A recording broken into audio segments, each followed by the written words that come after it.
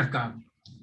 Antes de a gente dar início a esse evento, eu queria só comentar um pouco do momento da Ampro. A gente começou o ano já com uma nova formatação da diretoria executiva, com mais duas componentes que acabam de entrar na diretoria executiva, que é a Aleixa Carvalho, que tem base em BH, e a Priscila Riton, como VP nacional, e a Aleixa como VP regional, que se juntam ao Ricardo Beato, que já fazia parte da diretoria do biênio passado, e a mim, que mantém a posição de presidência executiva para tocar a parte executiva da Ampro.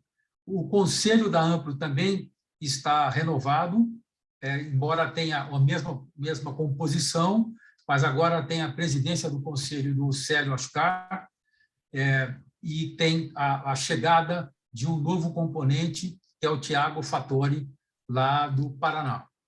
Então, a gente está com uma pegada nova para apresentar para você, associado, para quem é do mercado. Quem ainda não está com a Ampro, eu sei que nesse encontro aqui tem diversas inscrições de gente que não é da Ampro, eu aconselho, fale com a gente, vamos ver se você consegue entrar no time de associados da Ampro para participar desse tipo de evento, de outros que virão, e com uma pegada muito mais contundente. Né? Não é à toa que essa plataforma de eventos de hoje tem o nome de Ampro Acelera.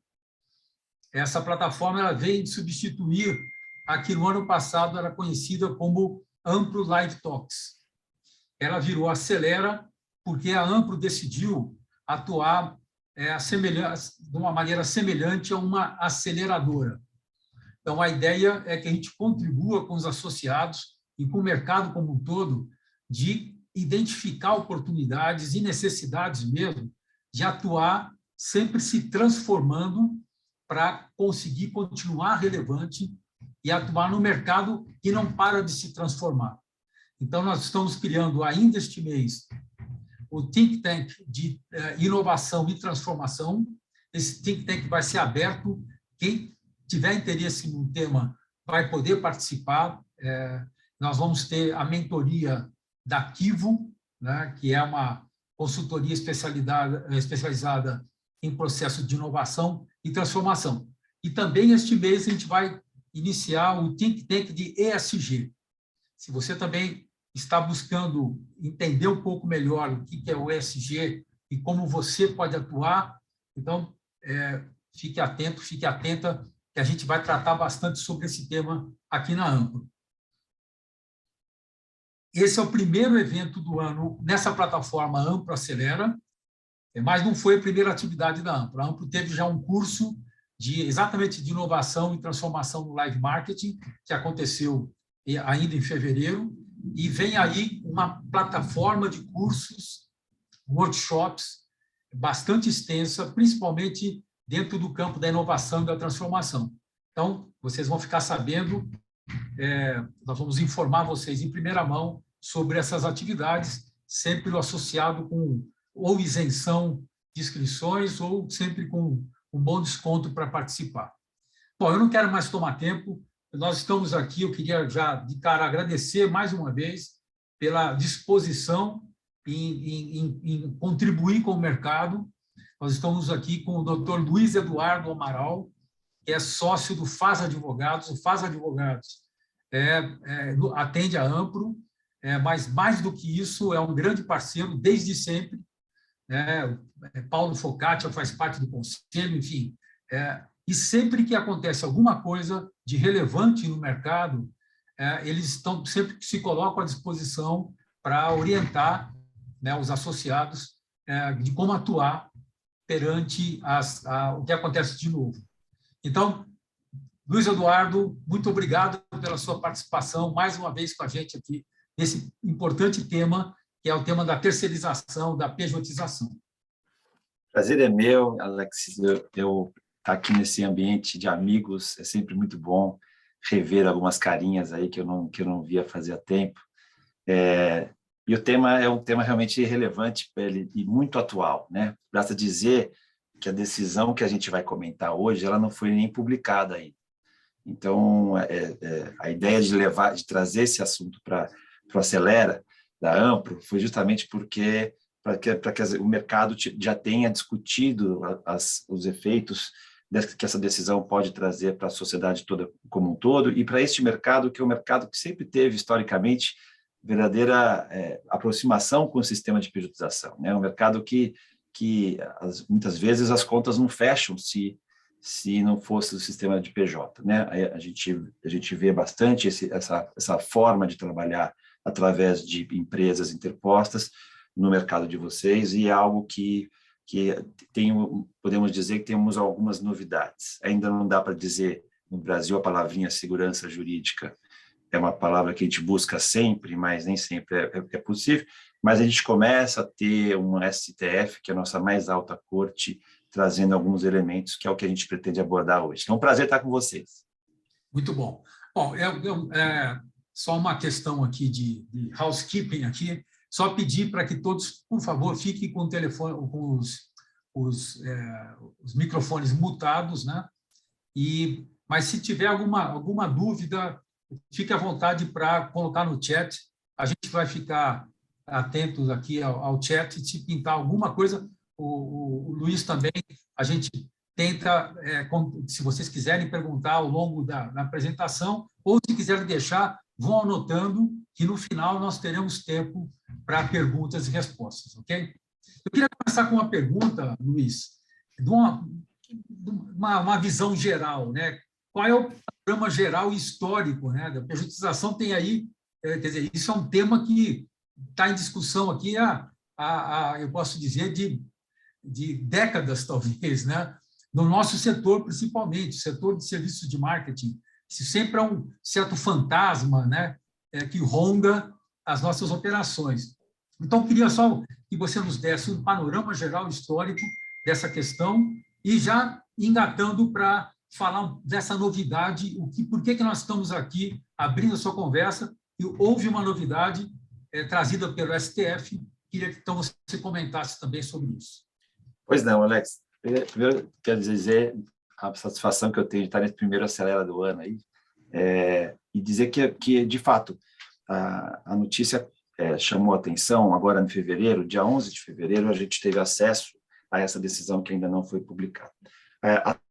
Eu posso dizer, durante os últimos 25 anos, tranquilamente, que a terceirização no Brasil, falava-se muito sobre atividade fim e atividade meio. Não sei se você lembra, Alex, que nessa época a gente falava, não posso terceirizar a atividade meio, somente a limpeza, a conservação, até a segurança, mais do que isso eu não posso terceirizar nada.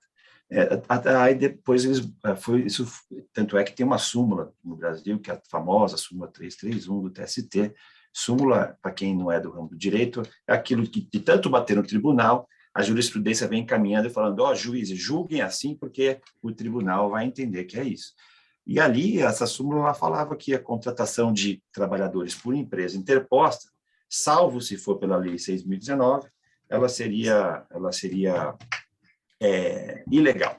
E aí dava essa ideia de que não podia terceirizar atividade fim, eu poderia trazer. O STF vem, então, depois de muito provocado a fazê-lo, né, e vem dar um voto surpreendente, dizendo, olha, surpreendente para a Justiça do Trabalho, tá? Porque para a Justiça passível, isso sempre foi muito comum, um modelo de prestação de serviço através de pessoas jurídicas. Aí, quando a gente fala em prestação de serviço, pode ser o PJ, que a gente chama de PJ, de uma pessoa só, ou através de uma empresa mesmo, com diversos empregados, né? Então, ele vem e fala, olha, você pode, não, é indiferente, é constitucional a prestação de serviço, seja atividade meio ou atividade fim. Com isso, tem até um juiz trabalhista, um amigo, o Calvé, que fala, então, que ele fala, olha, isso mexeu, né, demais com a Justiça do Trabalho, porque caiu por terra essa história, porque não existia lei realmente proibindo, mas caiu por terra essa história e não se fala mais em atividade fim. Tanto é que o legislador buscou autorizar expressamente isso por lei, com aquela leizinha, aí eu cheguei até a fazer um evento na Ampro, estivemos juntos, quando logo saiu a reforma trabalhista, em maio do mesmo ano, alterou-se a Lei 6.019 para autorizar expressamente a atividade meio, a atividade fim, era possível contratar.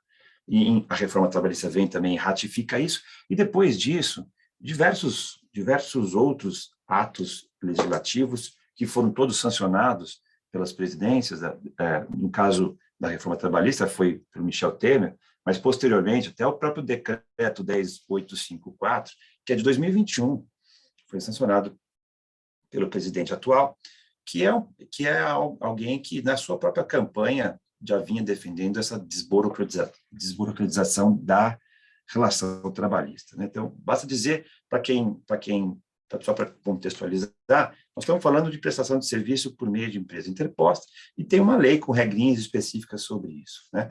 Então, o que acho que é importante colocar para vocês é que, então, legislativo já foi nesse sentido, autorizando a pejotização e a prestação de serviço. Faltava o judiciário. O executivo, quem não se lembra, né, na campanha presidencial, o Bolsonaro perguntando para o William Bonner, ao vivo, no Jornal Nacional, se ele era PJ, não sei se vocês lembram disso. Então, quer dizer, o executivo já tinha essa vontade, mas o judiciário sempre se manteve muito, a dizer o mínimo, torcendo o nariz para a terceirização. Falar em terceirização e pejotização, quando a gente fala pejotização, é porque é de menos pessoas, tá? Porque a terceirização sempre foi possível das atividades MEI. Mas o que mudou de lá para cá é que nós estamos falando do pouco importa. Então, o STF já entendeu que atividade meio ou fim é possível. Bom, já que não tenho mais essa discussão se atividade meio ou fim é possível, então eu posso, no meu core, pegar algumas atividades do mesmo no meu core e colocar como prestação de serviço pessoa jurídica. Eu tenho umas regrinhas para isso, quer dizer, a lei lá de 2017, anterior à própria reforma trabalhista, ela trouxe essas regrinhas que eu acho importante trazer para vocês, porque às vezes a gente acaba esquecendo, e isso não mudou, né? Então a própria Lei 6.019, que vocês conhecem bastante o mercado de vocês pela 6.019 de prestação de serviço, né? Mas ela traz ali os requisitos legais, que você tem que estar inscrito, né? O CNPJ, nada mais natural, está registrado na junta comercial, e tem, porque a gente vê, às vezes, um PJ, mas que não tem essas formalidades, né? Eu celebrei um contrato PJ, mas não tomei o cuidado de ter essas... E tem também a questão do capital social integralizado, quer dizer, ele começa com R$10 mil, vai variando numa escala, até a própria lei, podendo chegar a R$250 mil para empresas com mais de 101 empregados. Então, se eu tenho um empregado só, se eu não tenho empregado, sou só o sócio, tem essa questão.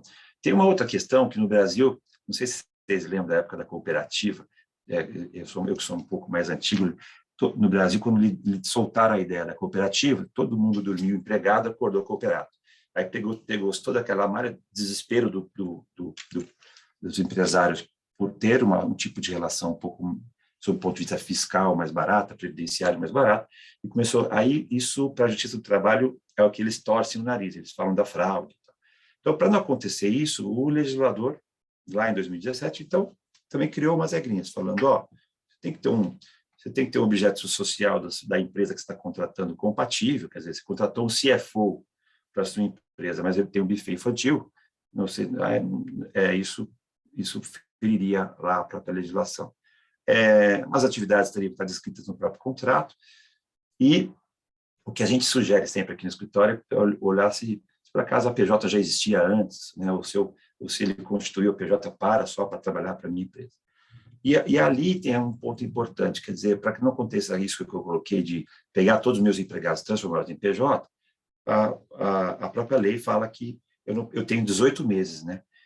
Eu tenho que respeitar um período de 18 meses. Então, a pessoa que foi minha empregada, e se amanhã eu quero contratá-la através de uma empresa interposta, seja ele sócio, eu teria que respeitar um prazo de 18 meses para poder contar com a mão de obra dessa pessoa.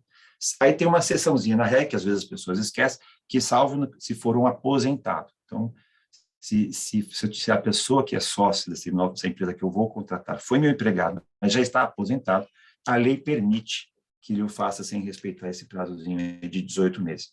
Isso até agora, Alex, eu não estou falando novidade nenhuma, eu estou no ano de 2017. Tá?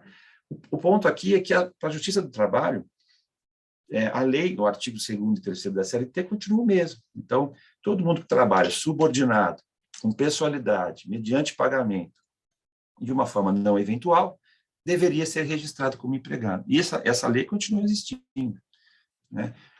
Então, para a Justiça do Trabalho, em que pese ter uma lei, então, agora, que fale, posso prestar serviço, atividade fim ou meio, a gente cairia sempre naquele caso a caso, né, de olhar. E é muito comum, né, no mercado de vocês, o sujeito trabalhar durante muito tempo, uma atividade importante da empresa, que eu brinco sempre que eu vou usar que o dia da alegria é véspera da ingratidão, né? Então, ele trabalhou durante a vida toda lá, colheu o melhor dos dois mundos, porque ele recolhe imposto de 15% na nota, muitas vezes sequenciais ou não, e depois, então ele lucra mais com isso, nessa forma de receber, e depois de muitos anos ele entra na justiça falando, olha, eu era empregado e fui obrigado a constituir uma empresa, como se a coação, no passado, parece que hoje em dia uma coação desse naipe para uma pessoa hipersuficiente é quase que uma arma na cabeça. Se não foi uma arma na cabeça, se você sabia o que estava fazendo, mas lá na Justiça do Trabalho, eles gozam de uma proteção especial. A Justiça do Trabalho pensa que o empregado é, na dúvida, pró-empregado. Então, lá eles vão analisar os requisitos. E a Justiça do Trabalho sempre achou que ser empregado ou não era um direito, uma faculdade. Então, ela tirava um pouco, ela protege tanto o trabalhador, que ela fala, olha, você não tem o direito de definir como é que você vai tocar a sua vida. Eu é que defino. Se você cumprir os 4 requisitos lá que eu falei, você tem que ser empregado, não cabe a você querer celebrar um contrato de prestação de serviço por empresa interposta. Então, a grande novidade do que aconteceu agora é que virou até um tema de repercussão geral, que é o tema 725, é que em dezembro de 2020, a Carmen Lúcia, num voto específico, de um precedente, fala, olha, é possível, se ela entendeu como constitucional, e ela fala, é possível, sim, utilizar a prestação de serviço, que é a nossa pejotização, para atividades e trabalhos intelectuais. Usou este termo. E aí eu te pergunto, Alex, no dia a dia nosso, o que é trabalho intelectual e o que não é trabalho intelectual, né? Aí ficou, então, uma discussão de que a Justiça do Trabalho não estava... Tem que aceitar, porque por obediência hierárquica jurisprudencial, né? Então é de observância obrigatória, o TST tem que aceitar, os TRTs têm que aceitar e o juiz trabalhista tem que aceitar. Mas ficamos ainda na mesma discussão, se não é intelectual, e aí se é fraude. Então, ainda não tínhamos alguma segurança ou apontamentos. E a novidade que essa decisão, que ainda não foi publicada agora, de fevereiro, trouxe, eles ousaram, tanto o Barroso quanto o Toffoli e o Alexandre de Moraes, né, foi um 3-2, tá, na turma, ousaram dizer, olha, eu entendo, já temos precedentes, eu posso ter PJ em atividade intelectual, e os precedentes são os professores, o caso era de médicos, tá?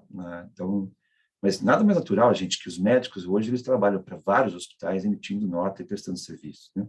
Então, o caso era de médicos, mas eles ousaram colocar na decisão, pelo menos na notícia que está no site, e a gente está ansioso acompanhando, e tão logo ela seja publicada, eu vou informar vocês, tá?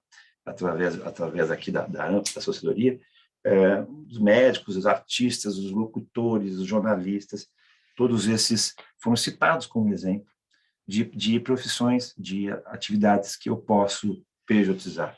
E me parece que o rol não é taxativo, quero dizer que não é apenas dando exemplos, por amostragem eles citaram essas profissões.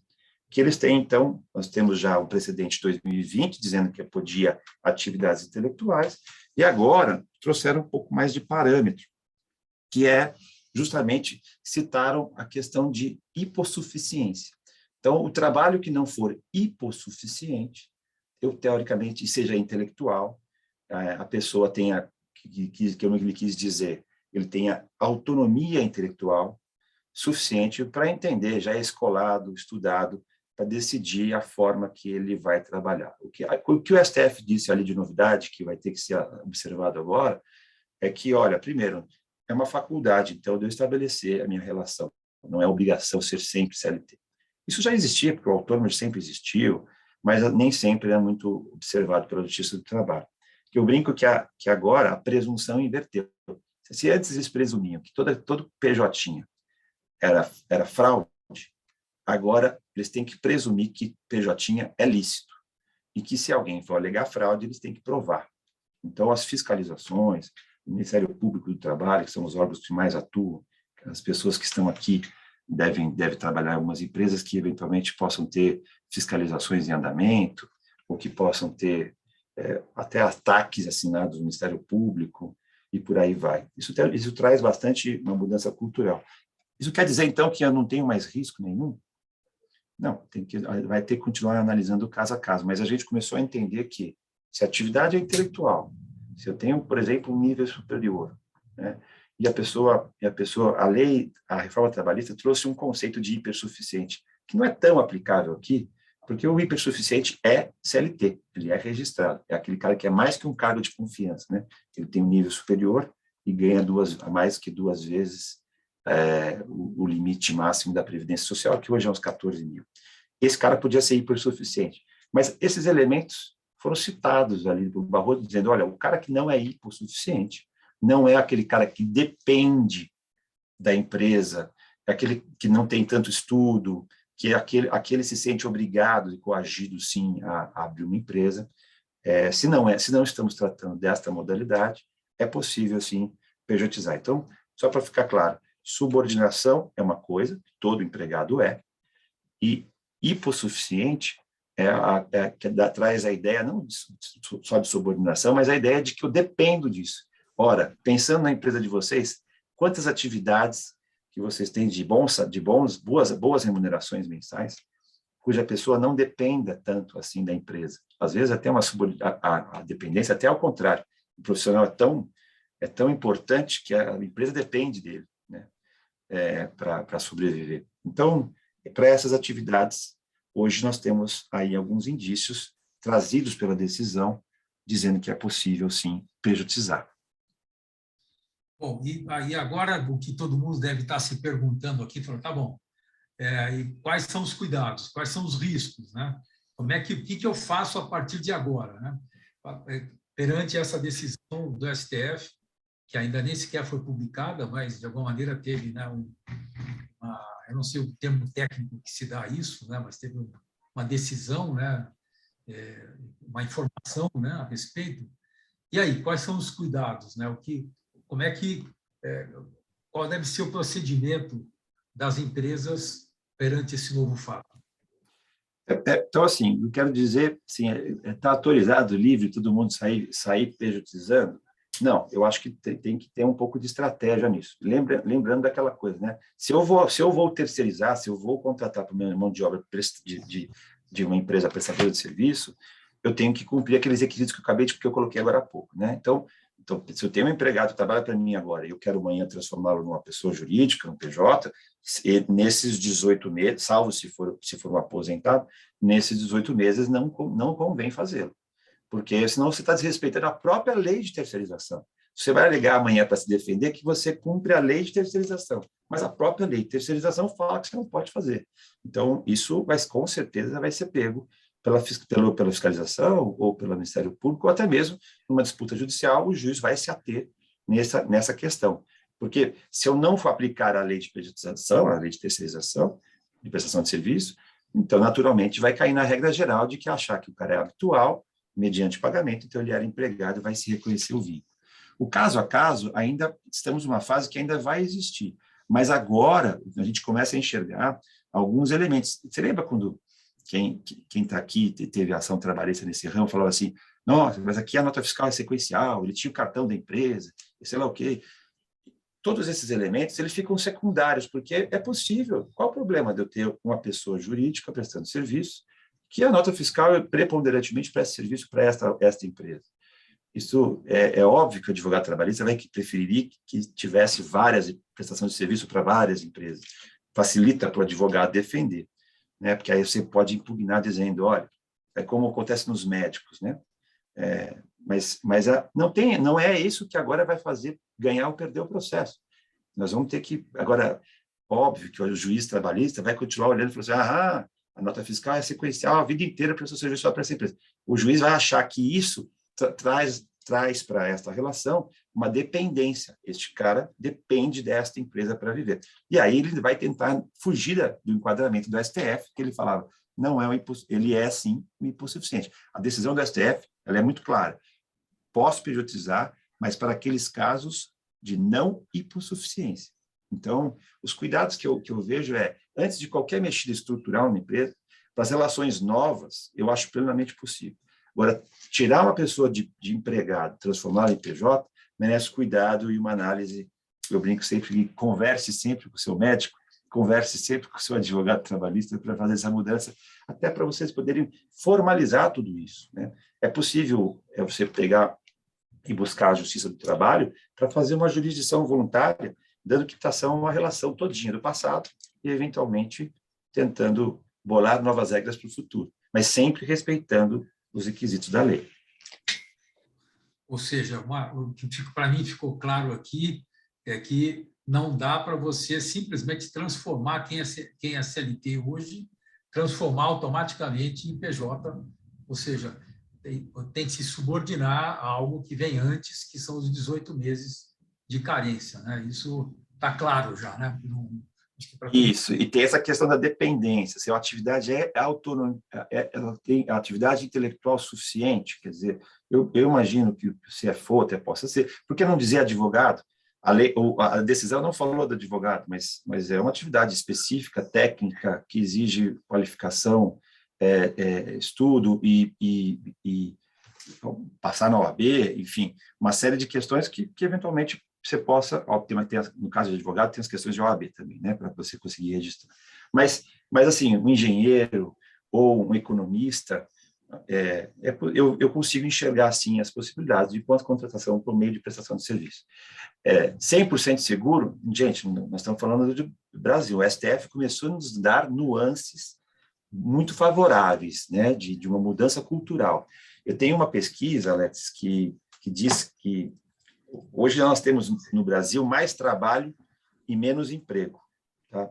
Então, a pesquisa do PNAD falou que 3,5 milhões de novos trabalhos, só que 2 milhões deles informais. Quando se diz informal, não é que ele está sonegando, você pode, é o não CLT, né? A gente pode falar de Uber, e aí a história ficaria, mas é o não CLT, são caras que estão trabalhando, atuando, mas que eles estão cada vez mais fugindo. E se a Justiça do Trabalho fechar os olhos para essa questão, tentando sempre enquadrar tudo na CLT, a CLT não é aplicável para este cara. Para esse cara que presta serviço e está cumprindo isso que nós estamos dizendo, segue-se a Lei 13.429, que alterou a Lei 6.019. E é ela que tem que ser aplicada, e não é a CLT. Então, fazendo bons contratos, deixando o que eu chamo de preto no branco na contratação, a vontade na hora de contratar, deixando a atividade compatível, cumprindo os requisitos da lei, é possível pejotizar, sim, em trabalhos intelectuais, por enquanto. Bom, eu tenho duas questões aqui. A Cila Ousada pergunta se vamos fornecer algum material desta reunião. Essa reunião está sendo gravada e, se não houver nenhum impedimento por parte do Luiz Eduardo, a gente disponibiliza a gravação na íntegra. Já está autorizado, formalmente gravado. O segundo ponto tão logo seja publicado, a gente deverá também fornecer a todos os associados não só a publicação, mas também alguns comentários para ajudar no entendimento dessa nova medida. Okay? O segundo ponto aqui é do Wesley Cardoso. A pergunta dele é a seguinte: o profissional terceirizado é entendido como uma relação de subordinação ou de prestação de serviço? Quando a gente diz o profissional terceirizado, só tem duas formas de interpretar isso aqui. O Wesley está querendo dizer aquele que trabalha numa prestação de serviço terceirizada típica daquela empresa de trade, por exemplo, né? Que a gente tem aqui, então esse cara normalmente ele é contratado, seja pela 6.019, com vínculo empregatício, de uma prestadora, e aí ele trabalha para uma tomadora, né? Então ele é subordinado e preenche todos os requisitos do vínculo empregatício para a prestadora de serviço, né? Agora, se está dizendo o profissional terceirizado, se for o sócio da PJ, vamos chamar assim, daquela empresa uniprofissional, Ele não tem... eu pergunto a vocês, quem não é subordinado? Né? Se você contrata um pintor na sua casa para pintar o muro, ele é subordinado a você e você é obrigado a pagá-lo. Então, a subordinação ela existe, mas no caso que interessa para a Justiça do Trabalho é a subordinação estrutural. Então, o que o STF colocou aqui, que é o mais importante, está falando sim, é o sócio CNPJ. Então, é esse que você está perguntando. Esse daqui, o STF não está mais usando a palavra subordinação, porque ele está usando a palavra não hipossuficiente, que esse é o ponto mais interessante. O não hipossuficiente, se o trabalho é intelectual, se está enquadrado nessas funções, né? Respeitando o que a gente chama no princípio aí para os advogados que estão assistindo, né? Respeitando o princípio da livre iniciativa, da segurança jurídica, a liberdade econômica e o direito de escolher a forma que eu trabalho, ele não é um hipossuficiente e, portanto, ele não é subordinado. Todo hipossuficiente é, de alguma forma, subordinado, mas nem todo subordinado é hipossuficiente. Eu posso ter um hipersuficiente, um gerentaço com vínculo de emprego, que é subordinado, mas ele não é hipossuficiente. Na minha empresa, ele pode ser hipersuficiente. Não sei se ficou claro. Espero ter respondido, Wesley. Se não, você me manda de novo uma mensagem e, ao final, a Amplo sempre tem aqui os nossos contatos. Quem quiser me mandar algum tipo de pergunta, eu me comprometo a respondê-las com maior dedicação. Olha, o Moisés Gomes coloca o seguinte: no seu entendimento, serviço de back-office, por exemplo, ex-gerente financeiro, o gerente financeiro, pode ser interpretado como intelectual? Eu entendo que sim, mas como dever de cautela advogado trabalhista tem que ser sempre muito cauteloso, depende. Porque precisamos entender um pouco mais a relação que vocês têm. É uma nova relação que vocês estão mantendo. Então, você está iniciando uma relação ou você está sendo transformado no meio do caminho. Isso muda bastante a interpretação.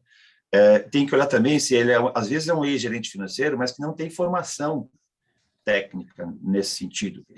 Para que eu possa falar sim para a resposta, eu acho que seria prudente que se tivesse esse nível superior, e também vai depender muito de quanto ganha esse gerente financeiro, porque para que se possa dizer, olha, ele na verdade não era um hipossuficiente ou era um hipossuficiente, entendeu?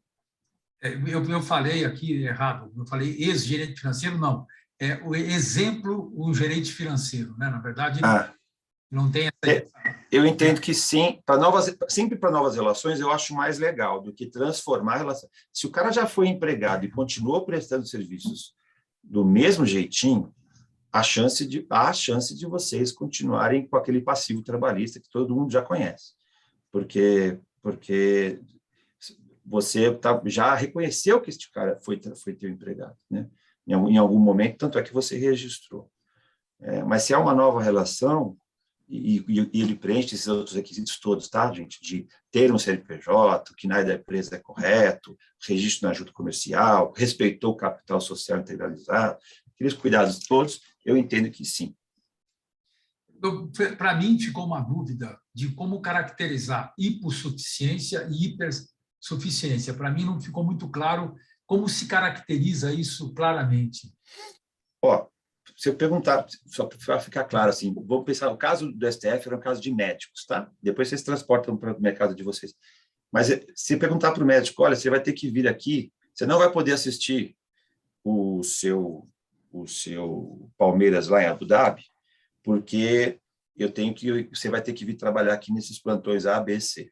Se ele fala assim, desculpa, mas eu já consegui conversar no hospital A, no B e no C, todos me liberaram e eu vou sim. Esse cara, ele não é um hipossuficiente. Esse cara, ele é um autônomo, ele pode ser até mesmo um profissional, um autônomo intelectual. Ele tem nível superior, ele preenche todos os requisitos da empresinha que a gente colocou lá, e esse cara tem autonomia suficiente para não depender tanto da empresa. Estou dando um exemplo exagerado, tá? Mas para ficar mais claro, que assim, ele não depende tanto dessa empresa para viver, e já é estudado, já sabe se defender. O que o STF está dando é na verdade, eu chamo de um recado para a Justiça do Trabalho. A Justiça do Trabalho, falando assim, Justiça do Trabalho, proteja quem se tem que proteger, que é o empregado ali que não tem capacidade intelectual suficiente para poder firmar os seus contratos, e deixa quem já é estudado, que muitas vezes até ganha mais que o próprio STF, para que defina a forma que ele quer trabalhar. Esse é o recado que o STF, me parece, está dando para a Justiça do Trabalho. Perante esse fato, Luiz, como é que deve ser o comportamento? Quer dizer, alguém que está lá tocando o seu negócio numa fiscalização, por exemplo, do Ministério Público do Trabalho, por exemplo. Qual deve ser a atitude, né, de quem sofre agora uma fiscalização? Gente, tem muita coisa. Advogado, agora eu fico empolgado, porque advogado trabalhista, quando vem as decisões, sim, pelo menos mais modernas, tem muita coisa acontecendo. Você imagina que você tem uma decisão que você já até pagou na Justiça do Trabalho, um valor, e a Justiça do Trabalho foi lá e entendeu, o STF entendeu, né, a Justiça do Trabalho, acima da Justiça do Trabalho, entendeu que a relação de atividade fim ou atividade meio é constitucional, ou seja, essa alegação não vale. Eu vejo possibilidades, inclusive, de entrar com rescisória tentando anular esse processo de algo que até mesmo que já passou. Aí vai depender muito das provas, do caso a caso, tá, gente? Para não sair falando assim, o Luiz falou que tudo eu posso... Não, tem que analisar o caso a caso. Mas, às vezes, tem um TAC na Justiça do Trabalho, que o Ministério Público é muito mais protecionista, né? Eles pensam assim, senão eles não passam para ser procuradores do trabalho, te apertou lá e falou, você tem que assinar um TAC, e você assinou um TAC dizendo, eu não vou terceirizar minha atividade fim. Me parece que com a decisão do STF, e agora ratificada cada vez mais, você tem motivos suficientes para anular esse TAC, ainda que o procurador não queira entrar com uma anulatória na Justiça do Trabalho, mostrando que o STF entendeu que é constitucional, que, portanto, o objeto do que eu transacionei com o Ministério Público caiu o objeto, não faz mais sentido. Mas precisa esperar a publicação ou não? Então, essas decisões todas estão entendendo como constitucional, ou seja, a relação já deveria estar sendo assim. O que ele quis dizer foi, ele não mudou nada, ele só disse, não sei de onde vocês tiraram isso, Justiça do Trabalho, que não podia. Eu entendo que é constitucional e pode. Então a meu ver, não precisa esperar nada. Precisa, sim, sentar com o advogado para poder entender se há espaço para isso ou não, e que em condições. Por exemplo, acordos que eu firmei na Justiça do Trabalho para matar uma ação trabalhista, pouco a chance de êxito de você reverter, porque você fechou algo amigavelmente, né? Então, agora não caberia a você tentar rescindir. Mas condenações impostas, eu fico imaginando que é possível discutir, sim. Tem questões, você falou de fiscalização. Fiscal do trabalho, você precisa trazer essas questões, ou fazer com que o fiscal cometa essas gafes, dizendo, numa autuação, por exemplo, que ele está reconhecendo o vínculo e que, por conta de ser uma atividade fim, ou pode dizer que você não poderia ter contratado nessa modalidade para um serviço intelectual, e está te apertando nisso, você precisa levar esse assunto, formalizar, para, se for o caso, até entrar com mandado de segurança na Justiça do Trabalho, tentando obstar essa fiscalização e essa... Então, assim, tem muita coisa para fazer, gente, porque a Justiça, o STF, ele suavizou a pejotização. E algo que a Justiça do Trabalho jamais chamou de... Nunca foi suave com ninguém. Quem tomou os processos na Justiça do Trabalho ou as fiscalizações, tanto do auditor fiscal do trabalho quanto do Ministério Público, sabe o que eu estou falando, né? Nunca foi tranquilo isso, mas precisa ser. E os advogados precisam estar combativos nessa questão, porque agora é possível, a STF falou que é lícito. E quem, então, é o fiscal para dizer que não é lícito? Ele tem que provar fraude. Muito bem, eu estou abrindo aqui para quem tiver mais alguma questão, que tiver mais alguma dúvida, aproveitar aqui o doutor Eduardo para esclarecer mais algum ponto que vocês tenham aí perante essa nova posição aí do STF. Alguém tem mais alguma questão? Fique à vontade para abrir agora o microfone ou então usar o chat o que preferir. Se quiser abrir o microfone, é sempre bom ver as carinhas aí de muita gente, muitos amigos que eu não vejo faz muito tempo. Ó, aqui tem o Wagner Omena. O PJ pode dar horário de trabalho normal na agência? Cumprir, né? Cumprir um horário de trabalho, né? É isso, né? A prestação de serviço do PJ, ela é livre, né? E aí, respeitado tudo que eu falei dos requisitos, sem trabalho intelectual, quando você diz PJ, o advogado trabalhista aqui tem um fio na espinha já. Porque se for um PJ de chão raso, gente, nada mudou, eu continuo dizendo, conversa com o seu advogado antes. Eu estou falando aqui da novidade do STF, do serviço intelectual, né? A pessoa que tenha nível superior, que é algo que já começamos a receber. Eu ainda acho que vão abrir muito mais, tá, gente? Porque cada vez mais a discussão do momento, esses trabalhadores por plataformas, né? O STF vai ter que se posicionar. O TST já foi bem tranquilo, dizendo que não tem vínculo. Então, mas respondendo a tua pergunta, pouco importa o horário, porque a prestação de serviço por empresa vai muito do que você consegue combinar com o seu cliente, com o seu contratante da empresa de prestação de serviço. Eu sempre, e você também, do mesmo jeito, quem contrata uma pessoa jurídica não tem essa autonomia de dizer, não, aqui você não chegou a esse horário e tudo mais, né? A realidade fática vai sempre prevalecer. Se ficar provado que tinha controle de horário, entrada e saída, se tinha... o PJ, por exemplo, se ele ficar doente, ele não manda atestado médico. O empregado, sim. Entenderam a diferença? Olha, o Paulo Patudo traz a questão aqui ainda de hipossuficiência, né? A questão do hipossuficiente ainda está atrelada à remuneração e o teto do dobro. Eu não sei. O dobro do teto do INSS. Eu não sei se o Paulo é advogado, então essa pergunta é muito boa.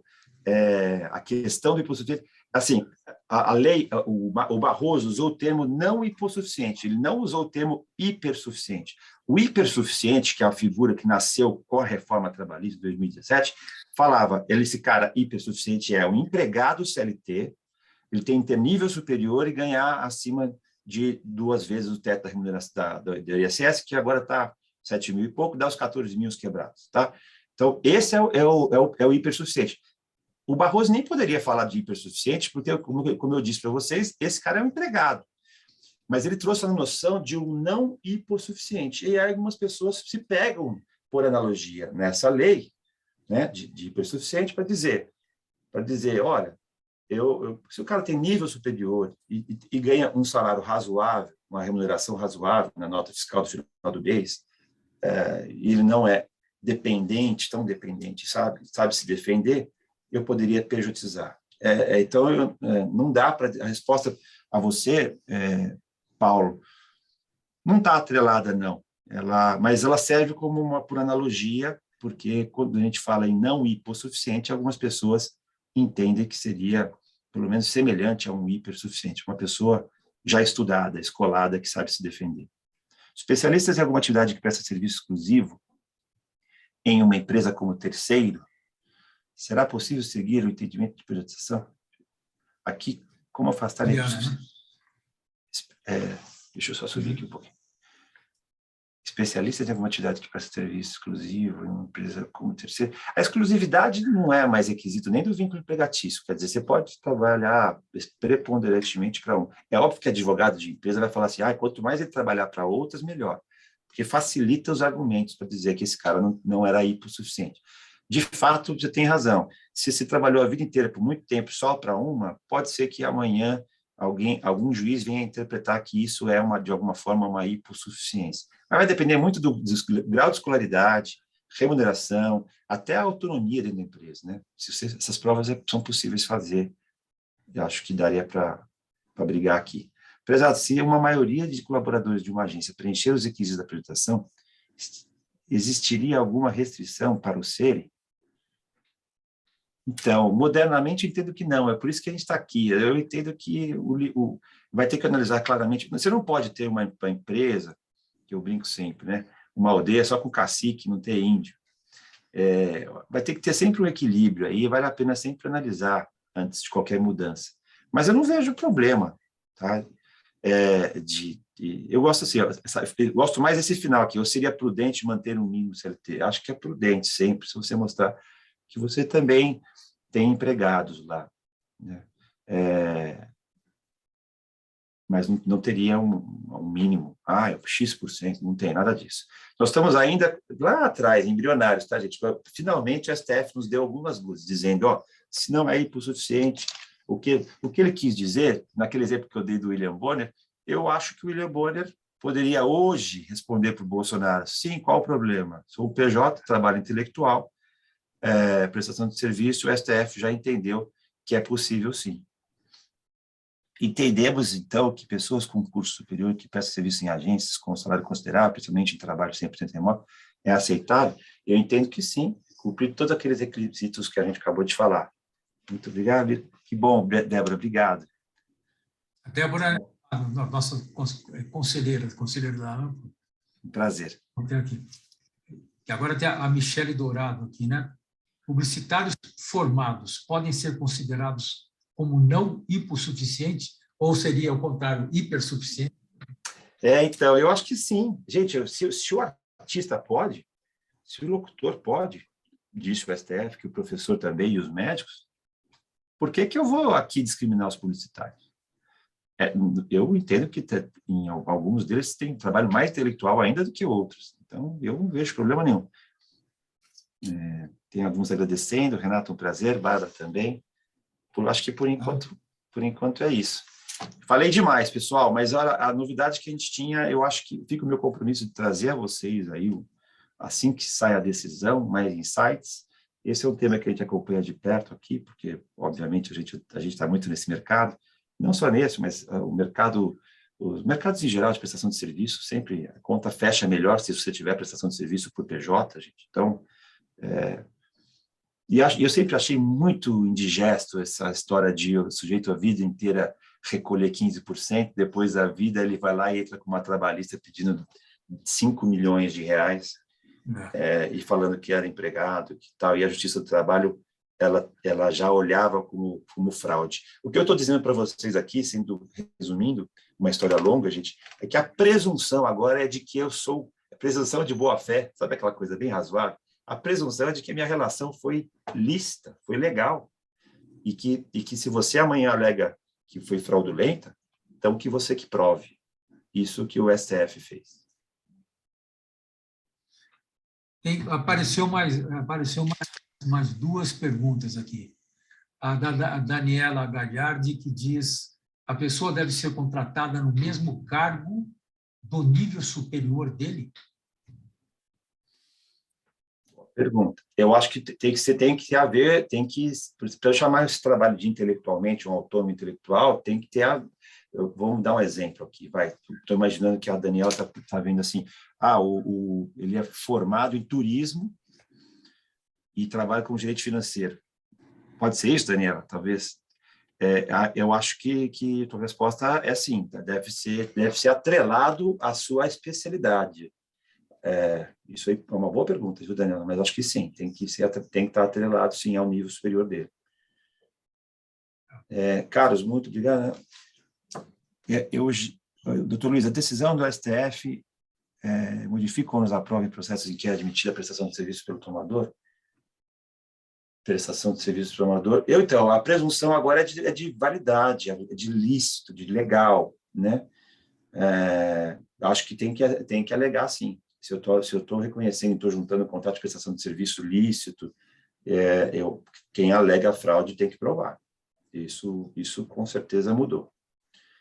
E nessa relação de terceirizado de um CNPJ com um CNPJ, o serviço pode ser executado por outra pessoa? Interessantíssimo.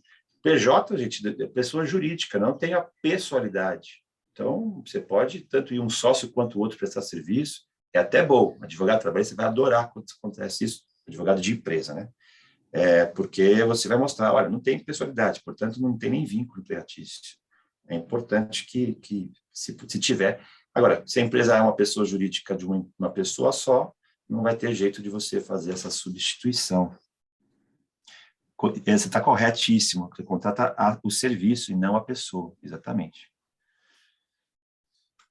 Bom, eu acho que com isso a gente encerra aqui as dúvidas, né? Se alguém se manifestar aí no...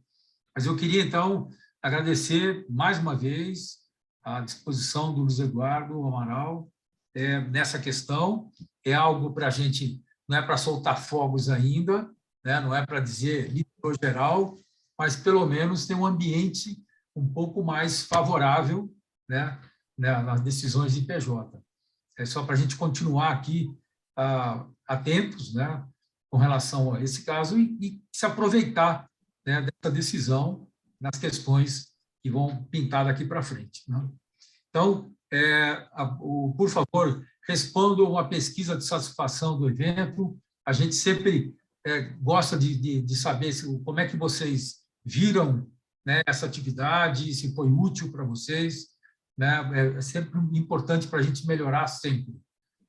Então, é isso, tá? Da nossa parte aqui, agradecer mais uma vez e aqueles que ainda não fazem parte do time amplo do nosso grupo de associados aqui, bem para amplo. A gente sempre vai ter discussões relevantes para que você desempenhe melhor as suas funções, a sua atividade na área de live marketing. Obrigado. Com você aí para suas últimas palavras. Obrigado, Alex. Queria parabenizar a Amplo. Foi a primeira associação que me procurou para falar desse tema. A gente conhece várias associações, vocês estão à frente. Acho que tem tudo a ver com esse Acelera. Fico sempre à disposição para os temas trabalhistas ou previdenciários. É um prazer estar com vocês. E, eventualmente, se alguém lembrou, fez alguma pergunta depois, que a gente conversou aqui, quiser me mandar uma mensagem por e-mail, eu estou à disposição. Obrigado, Alex. Muito obrigado, bom dia a todos, até a próxima. Tchau, tchau. Tchau, tchau.